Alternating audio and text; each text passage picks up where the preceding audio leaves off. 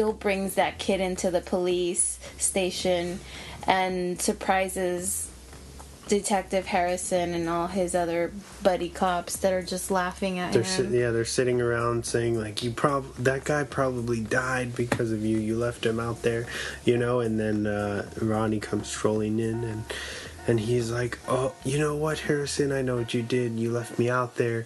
That, you know, I can't believe you did that. Like, I want you to admit it. And Harrison's rolling up his sleeves, expecting to get into a scuffle. And he's like, you know, what are you going to do about it, Ronnie? Yeah, I did leave you out there. And Ronnie took it as he wanted Ronnie to prove himself. And so he gives Harrison a hug, and he's like, thank you so much, you know, I'm going to do so much good in the department, thinking that he's basically already got the job. And he just leaves. And then I think that's when we see everybody already celebrating that he's got the job before he knows officially. Yeah, right after that is when he does all the training, the testing to become a police officer, and he does the psychological test, and then it doesn't really quite go well, but they don't show you they're like, okay, you're in, like, they don't. Yeah. And they just cuts to everybody celebrating because he already told them that he's going to be a police officer. And then later on, Detective Harris calls him into his office and he tells him, oh, you didn't pass this test. And Ronnie's kind of really sad, and it's just like heartbroken. Yeah, he basically they go around and around for a while where he's like, no, there's some mistake, you know, like, I totally got it. Like, yeah, I saw her put in A+, pass, I pass. So they tell him he can't join the academy, and he ends up having to go back to his security guard his other post, which makes him really sad. Like, he's all super depressed about it. And meanwhile, there's this girl who he goes to get coffee from, Nell, who she's at the time of when we meet her, she has a broken leg, and she gets treated like shit from the manager and her other co-workers. She might be my favorite character in the movie. Yeah, and you can tell from the very beginning that we meet her that she has this kind of crush on Ronnie, and Ronnie doesn't really pay attention to it because he's too set on Brandi, who is a scumbag. Yeah, she's a dick. Yeah, but Nell, she just likes Ronnie for who he is. Mm-hmm. You can see that she already has accepted him, and when he doesn't like something, or she's like, oh, I'm sorry, I didn't mean to offend you. Like, very accommodating of him, and a sweet person. And it just takes him a while to recognize that. But he has to go through getting a date with Brandi, and Brandi just like crushing his heart because she's just like a scumbag. Mm-hmm. And then after that, he realizes that she's not the girl for him. Yeah, he goes on a date with her, and it's kind of whatever, but he thinks that it went well still, until he finds out that he basically goes undercover, right? He goes undercover to catch the perv, the flasher guy. He just takes off his uniform, and he's like a regular. He puts on shopper, street clothes. Yeah, and he ends up he's like following Brandi around, and he finds she goes to Harrison's car, and he finds them sleeping together, and so that kind of bums him out, and he confronts her while he's supposed to be on this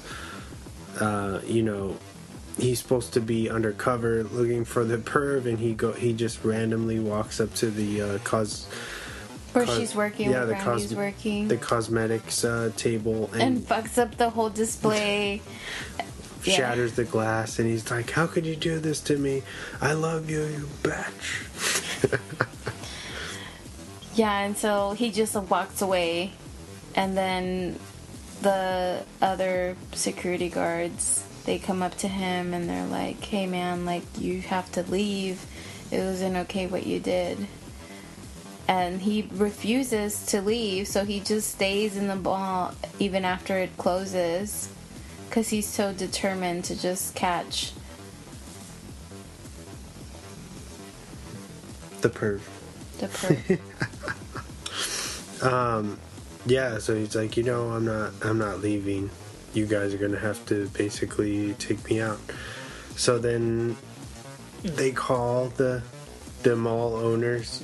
They end up calling the police, and Harrison comes down and tries to talk Ronnie out of he's like, just come outside of the mall and we'll talk about everything that you're mad about, but you can't be inside here.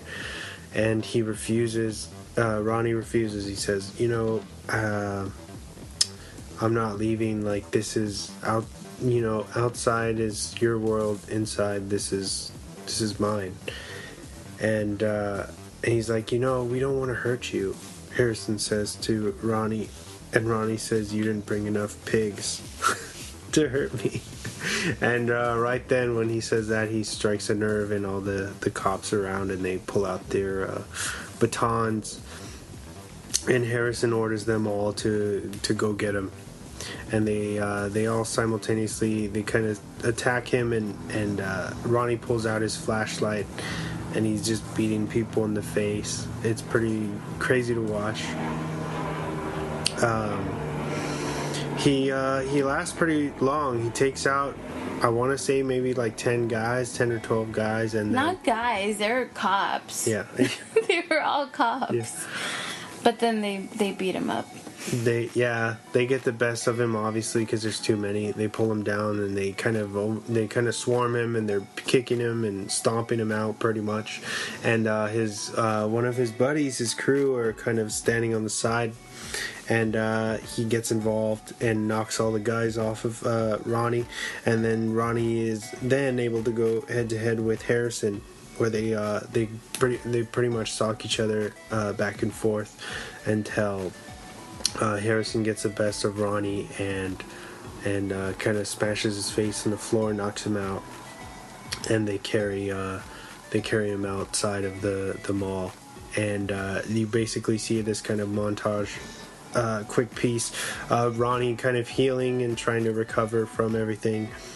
Jobless, he was fired, obviously, and now is that when he gets that postcard from Dennis? But we forgot to say what happened to Dennis. Oh, that's right. That's when he comes back from that, he got rejected from the police academy, and he's just moping around the mall saying what a loser he is, and then his security guard buddy Dennis, his lieutenant, played by Michael Pena with that fucking perm that he's got, and he talks so funny in this movie.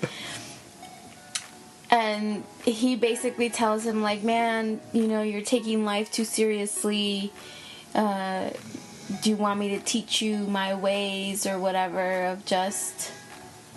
What it seemed like he was just telling him, to live a carefree life or whatever. Yeah, don't care so much. Yeah, don't care so much about...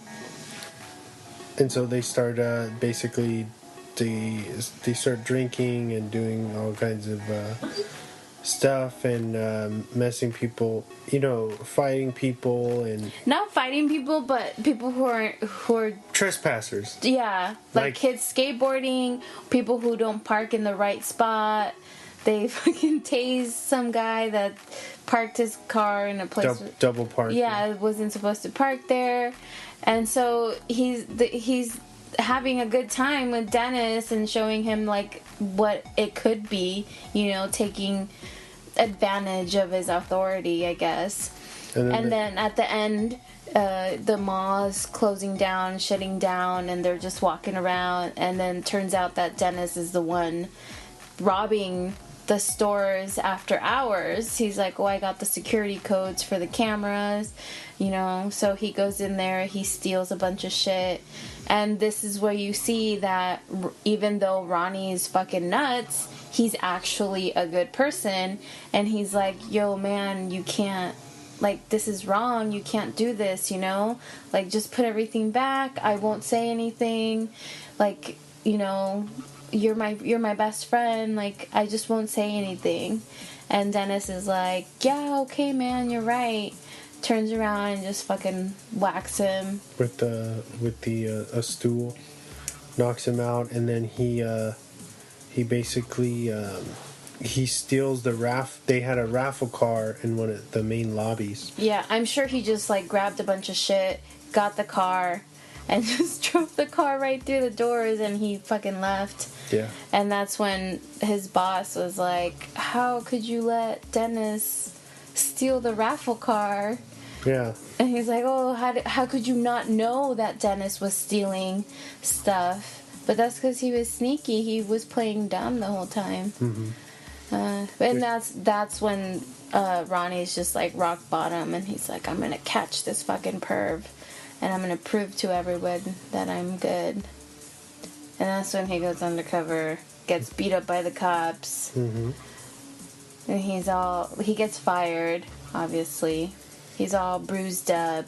Then his mom kind of does her version of a pep talk, where she says she's gonna, you know, quit drinking, kind of. Kind of. She's like, I'm just switching to beer. Which, you're still drinking if you're drinking beer. But yeah, she tries to put him in better spirits, and then he goes down to the mall, which he's somehow not banned from. Yeah, I know. He just wanted to go there to feel like a normal person. He's like, oh, I'm just here, buy a cup of coffee, because he always would get his cup for free. Mm-hmm. And he's like, I'm just a normal guy coming to the mall, gonna pay with my money for this cup of coffee. And he goes to see Nell too, which is you know, obviously she had liked him the entire time, and he didn't really notice. And then she finally, you know, she had just went and got her hair did, and looking different than she was from the whole film. And she gives him a kiss, and he realizes, like, oh, she was, you know, this person was in front of me the entire time. Yeah, he even stands up for her manager. Yeah. Kept fucking talking shit about her, and he goes and fucks him up. He goes in the back, and he smacks him on one of the big ovens, and he says, you know, if you ever say anything bad to her again, I'm gonna come back here and murder you. Straight up. And then so we cut back to when he's sitting with Nell, and he's already been fired, and they're having coffee, and she's just kissed him, and then the flasher comes out of nowhere and shows his junk to both of them. And so Ronnie's like super disgusted and goes sprinting after him, and then they start playing the Pixies' Where's My Mind? Well, a cover of the song. And there's this big chase scene through the mall. Yeah, the guy is just with his trench coat flying through the wind, and you see everything. They show everything. Mm-hmm. He's just running around, flashing everyone, and then he finally comes to who he was looking for, which is what Ronnie said the entire time, that Brandi chick. he's like, Brandi, he's gonna come back. He's gonna come back and murder you. He will murder you. And everyone's just like, shut the fuck up. Like, he's not gonna come murder you, Brandi. Like, it's not gonna happen. But at the end, he does come to Brandi, and he's fucking running towards